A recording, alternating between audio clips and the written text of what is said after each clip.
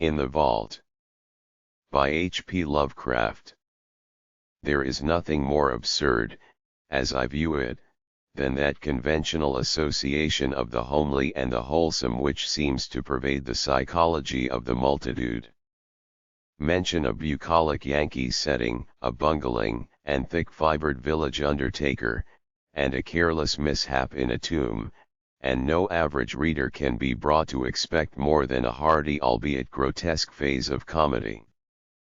God knows, though, that the prosy tale which George Birch's death permits me to tell has in it aspects beside which some of our darkest tragedies are light. Birch acquired a limitation and changed his business in 1881, yet never discussed the case when he could avoid it. Neither did his old physician Dr. Davis, who died years ago. It was generally stated that the affliction and shock were results of an unlucky slip whereby Birch had locked himself for 9 hours in the receiving tomb of Peck Valley Cemetery, escaping only by crude and disastrous mechanical means, but while this much was undoubtedly true, there were other and blacker things which the man used to whisper to me in his drunken delirium toward the last. He confided in me because I was his doctor, and because he probably felt the need of confiding in someone else after Davis died. He was a bachelor, wholly without relatives. Birch, before 1881, had been the village undertaker of Peck Valley, and was a very calloused and primitive specimen even as such specimens go. The practices I heard attributed to him would be unbelievable today, at least in a city, and even Peck Valley would have shuddered a bit had it known the easy ethics of its mortuary artist in such debatable matters as the ownership of costly laying out apparel invisible beneath the casket's lid, and the degree of dignity to be maintained in posing and adapting the unseen members of lifeless tenants to containers not always calculated with sublimest accuracy. Most distinctly Birch was lax, insensitive, and professionally undesirable, yet I still think he was not an evil man. He was merely crass of fiber and function, thoughtless, careless, and liquorish, as his easily avoidable accident proves, and without that modicum of imagination which holds the average citizen within certain limits fixed by taste. Just where to begin Birch's story I can hardly decide, since I am no practiced teller of tales.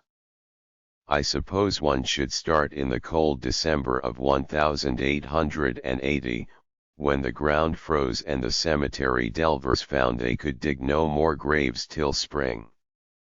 Fortunately the village was small and the death rate low, so that it was possible to give all of Birch's inanimate charges a temporary haven in the single antiquated receiving tomb.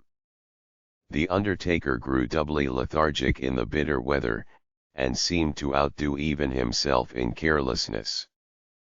Never did he knock together flimsier and ungainlier caskets, or disregard more flagrantly the needs of the rusty lock on the tomb door which he slammed open and shut with such nonchalant abandon. At last the spring thaw came, and graves were laboriously prepared for the 9 silent harvests of the grim reaper which waited in the tomb. Birch, though dreading the bother of removal and interment, began his task of transference one disagreeable April morning, but ceased before noon because of a heavy rain that seemed to irritate his horse, after having laid but one mortal tenement to its permanent rest. That was Darius Peck, the nonagenarian, whose grave was not far from the tomb. Birch decided that he would begin the next day with little old Matthew Fenner, whose grave was also nearby, but actually postponed the matter for 3 days, not getting to work till Good Friday, the 15th. Being without superstition, he did not heed the day at all, though ever afterward he refused to do anything of importance on that fateful 6th day of the week. Certainly, the events of that evening greatly changed George Birch. On the afternoon of Friday, April 15th, then, Birch set out for the tomb with horse and wagon to transfer the body of Matthew Fenner. That he was not perfectly sober, he subsequently admitted, though he had not then taken to the wholesale drinking by which he later tried to forget certain things. He was just dizzy and careless enough to annoy his sensitive horse, which as he drew it viciously up at the tomb neighed and pawed and tossed its head, much as on that former occasion when the rain had vexed it. The day was clear, but a high wind had sprung up, and Birch was glad to get to shelter as he unlocked the iron door and entered the side hill vault. Another might not have relished the damp, odorous chamber with the 8 carelessly placed coffins, but Birch in those days was insensitive, and was concerned only in getting the right coffin for the right grave. He had not forgotten the criticism aroused when Hannah Bixby's relatives, wishing to transport her body to the cemetery in the city whither they had moved, found the casket of Judge Capwell beneath her headstone. The light was dim, but Birch's sight was good, and he did not get Asaph Sawyer's coffin by mistake, although it was very similar. He had, indeed, made that coffin for Matthew Fenner, but had cast it aside at last as too awkward and flimsy, in a fit of curious sentimentality aroused by recalling how kindly and generous the little old man had been to him during his bankruptcy 5 years before. He gave old Matt the very best his skill could produce, but was thrifty enough to save the rejected specimen, and to use it when Asaph Sawyer died of a malignant fever. Sawyer was not a lovable man, and many stories were told of his almost inhuman vindictiveness and tenacious memory for wrongs real or fancied. To him Birch had felt no compunction in assigning the carelessly made coffin which he now pushed out of the way in his quest for the Fenner casket. It was just as he had recognized old Matt's coffin that the door slammed to in the wind, leaving him in a dusk even deeper than before. The narrow transom admitted only the feeblest of rays, and the overhead ventilation funnel virtually none at all, so that he was reduced to a profane fumbling as he made his halting way among the long boxes toward the latch. In this funereal twilight he rattled the rusty handles, pushed at the iron panels, and wondered why the massive portal had grown so suddenly recalcitrant. In this twilight too, he began to realize the truth and to shout loudly as if his horse outside could do more than neigh an unsympathetic reply. For the long-neglected latch was obviously broken, leaving the careless undertaker trapped in the vault, a victim of his own oversight. The thing must have happened at about 3:30 in the afternoon. Birch, being by temperament phlegmatic and practical, did not shout long, but proceeded to grope about for some tools which he recalled seeing in a corner of the tomb. It is doubtful whether he was touched at all by the horror and exquisite weirdness of his position, but the bald fact of imprisonment so far from the daily paths of men was enough to exasperate him thoroughly. His day's work was sadly interrupted, and unless chance presently brought some rambler hither, he might have to remain all night or longer. The pile of tools soon reached, and a hammer and chisel selected, Birch returned over the coffins to the door. The air had begun to be exceedingly unwholesome, but to this detail he paid no attention as he toiled, half by feeling, at the heavy and corroded metal of the latch. He would have given much for a lantern or bit of candle, but lacking these, bungled semi-sightlessly as best he might. When he perceived that the latch was hopelessly unyielding, at least to such meager tools and under such tenebrous conditions as these, Birch glanced about for other possible points of escape. The vault had been dug from a hillside, so that the narrow ventilation funnel in the top ran through several feet of earth, making this direction utterly useless to consider. Over the door, however, the high, slit-like transom in the brick facade gave promise of possible enlargement to a diligent worker, hence upon this his eyes long rested as he racked his brains for means to reach it. There was nothing like a ladder in the tomb, and the coffin niches on the sides and rear which Birch seldom took the trouble to use afforded no ascent to the space above the door. Only the coffins themselves remained as potential stepping stones, and as he considered these he speculated on the best mode of transporting them. 3 coffin heights, he reckoned, would permit him to reach the transom, but he could do better with 4. The boxes were fairly even, and could be piled up like blocks, so he began to compute how he might most stably use the 8 to rear a scalable platform 4 deep. As he planned, he could not but wish that the units of his contemplated staircase had been more securely made. Whether he had imagination enough to wish they were empty, is strongly to be doubted. Finally he decided to lay a base of 3 parallel with the wall, to place upon this 2 layers of 2 each, and upon these a single box to serve as the platform. This arrangement could be ascended with a minimum of awkwardness, and would furnish the desired height. Better still, though, he would utilize only 2 boxes of the base to support the superstructure, leaving one free to be piled on top in case the actual feat of escape required an even greater altitude. And so the prisoner toiled in the twilight, heaving the unresponsive remnants of mortality with little ceremony as his miniature Tower of Babel rose course by course. Several of the coffins began to split under the stress of handling, and he planned to save the stoutly built casket of little Matthew Fenner for the top, in order that his feet might have as certain a surface as possible.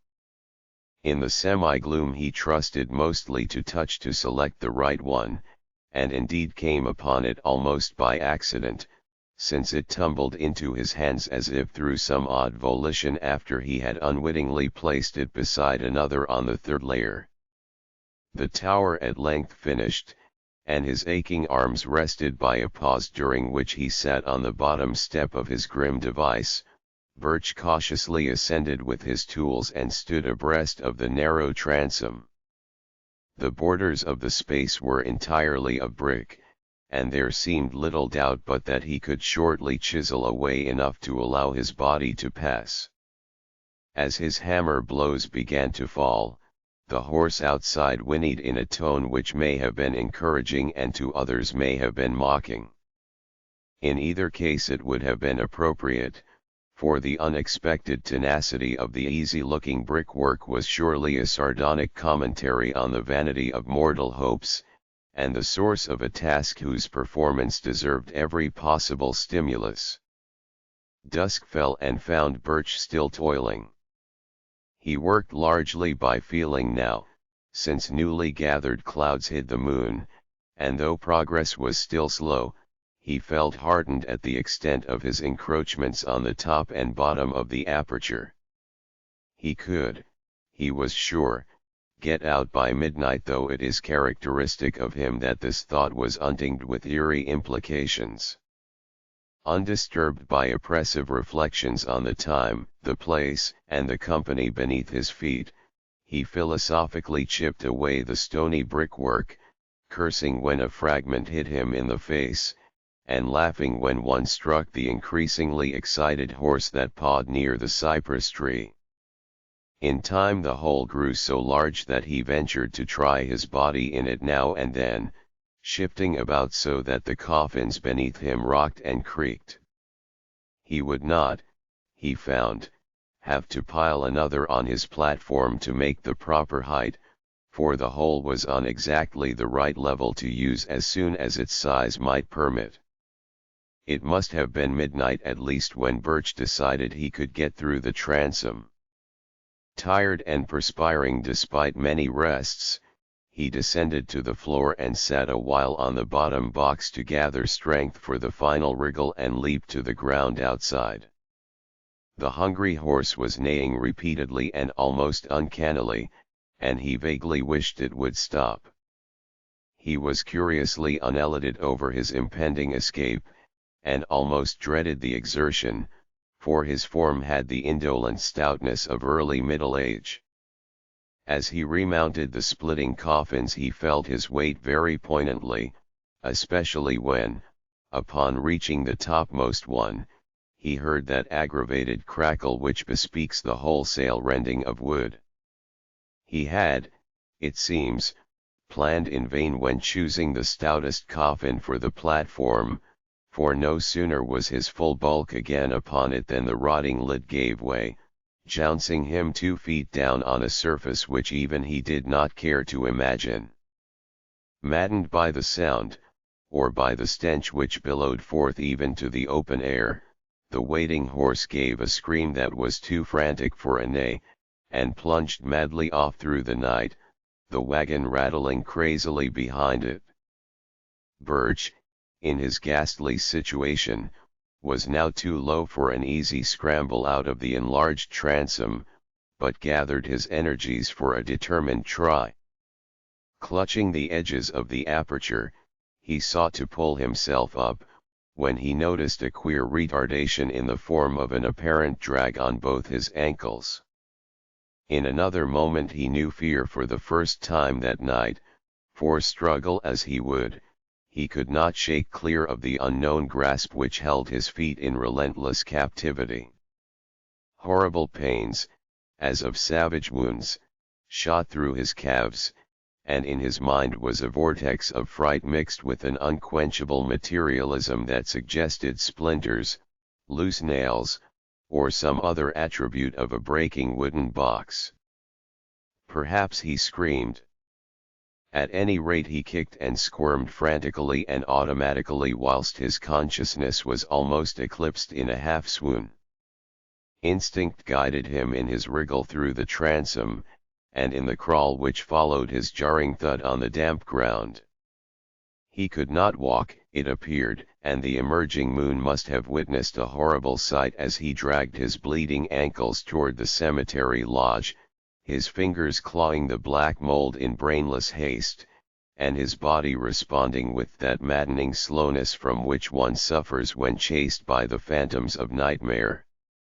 There was evidently, however, no pursuer, for he was alone and alive when Armington, the lodge keeper, answered his feeble clawing at the door. Armington helped Birch to the outside of a spare bed and sent his little son Edwin for Dr. Davis.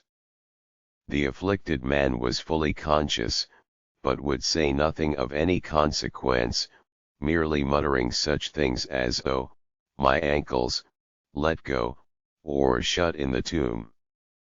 Then the doctor came with his medicine case and asked crisp questions, and removed the patient's outer clothing, shoes, and socks.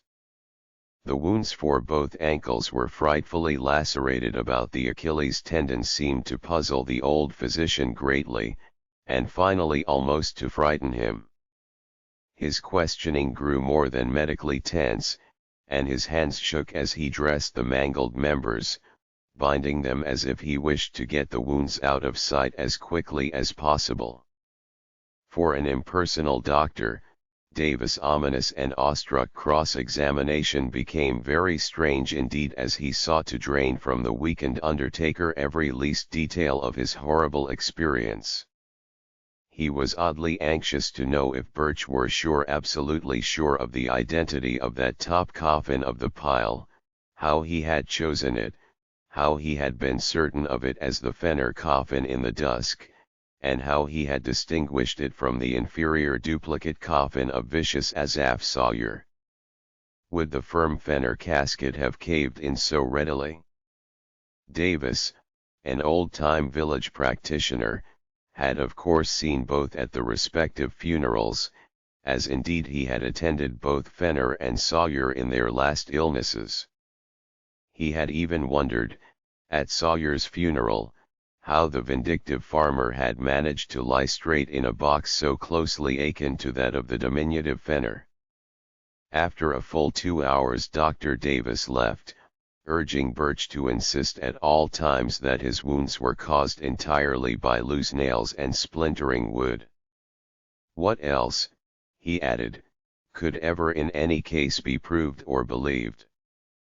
But it would be well to say as little as could be said, and to let no other doctor treat the wounds. Birch heeded this advice all the rest of his life till he told me his story, and when I saw the scars ancient and whitened as they then were, I agreed that he was wise in so doing. He always remained lame, for the great tendons had been severed, but I think the greatest lameness was in his soul. His thinking processes, once so phlegmatic and logical, had become ineffaceably scarred, and it was pitiful to note his response to certain chance allusions such as Friday, tomb, coffin, and words of less obvious concatenation. His frightened horse had gone home, but his frightened wits never quite did that. He changed his business, but something always preyed upon him. It may have been just fear, and it may have been fear mixed with a queer belated sort of remorse for bygone crudities. His drinking, of course, only aggravated what it was meant to alleviate. When Dr. Davis left Birch that night he had taken a lantern and gone to the old receiving tomb. The moon was shining on the scattered brick fragments and marred facade, and the latch of the great door yielded readily to a touch from the outside. Steeled by old ordeals in dissecting rooms, the doctor entered and looked about, stifling the nausea of mind and body that everything in sight and smell induced. He cried aloud once, and a little later gave a gasp that was more terrible than a cry.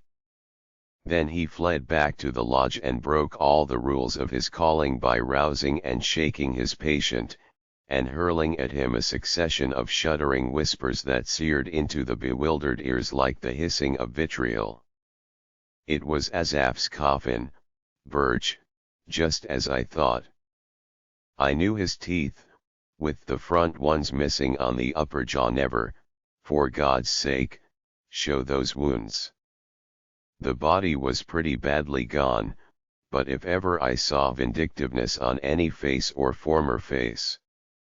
You know what a fiend he was for revenge, how he ruined old Raymond 30 years after their boundary suit, and how he stepped on the puppy that snapped at him a year ago last August. He was the devil incarnate, Birch, and I believe his eye for an eye fury could beat old Father Death himself. God, what a rage! I'd hate to have it aimed at me. Why did you do it, Birch? He was a scoundrel, and I don't blame you for giving him a cast-aside coffin, but you always did go too damned far. Well enough to skimp on the thing some way, but you knew what a little man old Fenner was. I'll never get the picture out of my head as long as I live. You kicked hard, for Asaph's coffin was on the floor. His head was broken in, and everything was tumbled about. I've seen sights before, but there was one thing too much here. An eye for an eye. Great heavens, Birch, but you got what you deserved. The skull turned my stomach, but the other was worse, those ankles cut neatly off to fit Matt Fenner's cast-aside coffin.